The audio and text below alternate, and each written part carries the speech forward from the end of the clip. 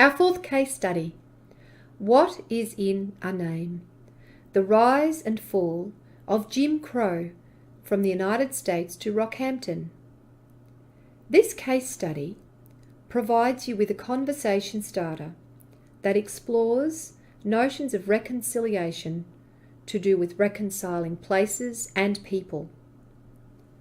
Yes, we take a journey to America, and then we find our way back to one of the oldest cities in Queensland, Rockhampton, founded in 1853, situated on the lands of the Darumbal people, and first recognised as traditional owners on the 21st of June 2016 after a 23-year legal battle. The determination area of the land, now recognised as the home of the Darumbal people, is some 2,500 square kilometres in and around Rockhampton, Yeppoon and Marlborough. But let's begin our case study in the States with our first routine, engaging our students through Think, Puzzle, Explore, engaging and also tapping into what they possibly already know or think they already know about the topic of segregation and Jim Crow, the Jim Crow laws. This particular film, some 3 minutes and 57 seconds, is an overview of the segregation laws that were prominent in the southern part of America that enforced racial segregation in the South between the end of Reconstruction in 1877 and the beginning of the Civil Rights Movement in the 1950s. And just a little background, Jim Crow was the name of a minstrel routine, actually a jumping Jim Crow, performed in 1828 and by many other imitators, including the actor Joseph Jefferson.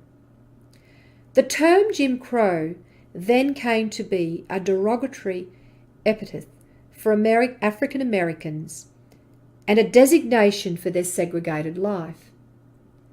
So as students watch the film, after you have invited them to offer up their thoughts about what they think it might be about, after they've watched it, invite them to come up with some questions or puzzles that they might have. Now, if they are students located in Rockhampton or the region surrounding, they may have already recognised the name Jim Crow because it happens to be the name of a local mountain.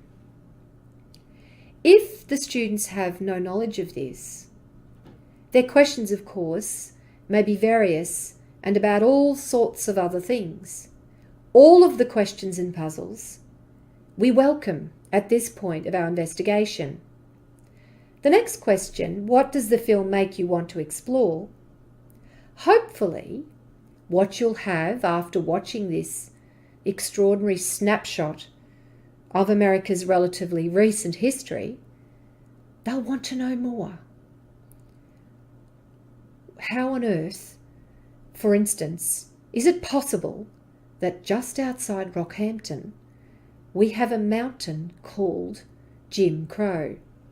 Let's go a little deeper in our conversation. Now we can do that by providing our students with this image here, an image of a sign displaying Mount Jim Crow National Park and a warning that climbing it is unsafe. Also on this slide we have a quote from the member for Keppel, Brittany Lauger, a quote that appeared in the Morning Bulletin on the 22nd of February 2017. But before we get to that, we need to watch a clip a clip featuring Darumbal elders, Elders Auntie Sally and Auntie Nikki, who explain their need to have Mount Jim Crow and nearby Mount Wheeler renamed to their original Darumbal names. The clip reveals that the elders would like to see this change so that there is a more accurate acknowledgement of the region's cultural and historical past, which predates European inhabitation. What, though, the member for Keppel does, the Honourable Brittany Lorga, she provides an additional perspective on why the mountain should lose its name.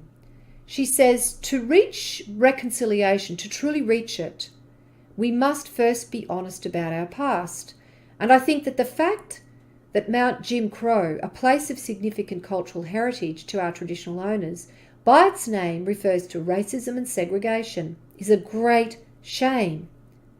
What Brittany is doing is linking or making that connection that could be felt by many in the area, particularly those aware of the American history to do with the Jim Crow racial segregation laws, to think about a very deep reason for changing this name to do with our most important reconciling with our Indigenous brothers and sisters.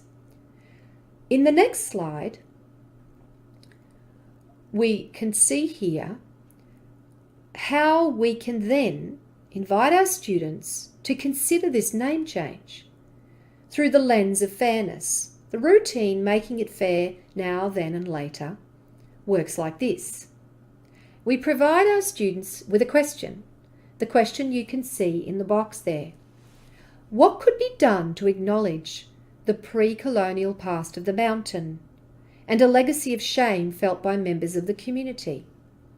This question is one that invites all sorts of possibilities, including the possibilities that some students may come up with that a name change is not what they think is appropriate. If that is the case, what we can do to guide our conversation is to include values of fairness and justice, as the routine suggests. We ask students to brainstorm ideas for things they might do to make it fair. We then sort the list into actions that relate to perhaps making the situation fair in the past, now, or for the future. Then students select one idea they think has the most merit and expand on it, either verbally or in writing. So provide a justification for their perspective. And it may well be that they may come back to their ideas as we pursue, or as you choose to pursue this conversation starter in more detail. It might well be that they could come up with all sorts of compromises too. For example, that both names are retained and included on a marker, a signage for the site. Let's see where we can go next in the third routine. Here we have a photograph indicating actually what has now happened, and very recently so.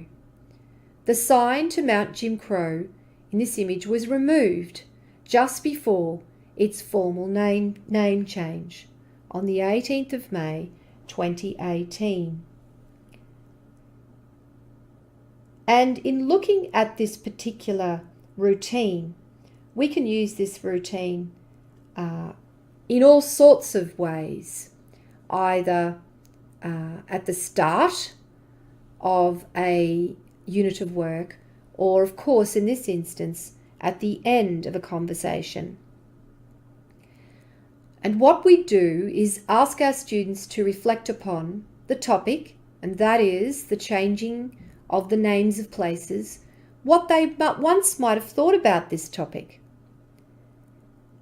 Get them to share their ideas as a group, or perhaps firstly in an individual reflection, then as a group, and then to think about what they now think about the topic. What is their position now? What might have changed, and why might their thoughts have changed? Particularly as we now know that Mount Jim Crow no longer is known as Mount Jim Crow, it is now Bagar. The end of a story that has come full circle at a time when the people of Central Queensland, the traditional owners, the Darumbal people, have finally been recognised as the traditional owners some 23 years after the commencement of a land rights legal claim. In our final slide, here are some extra links for you to learn about the Darumbal people, the landmark native title decision that took place on the 22nd of June, and then the topic of returning iconic landmarks to their original names. Some very interesting stories there in relevant news outlets.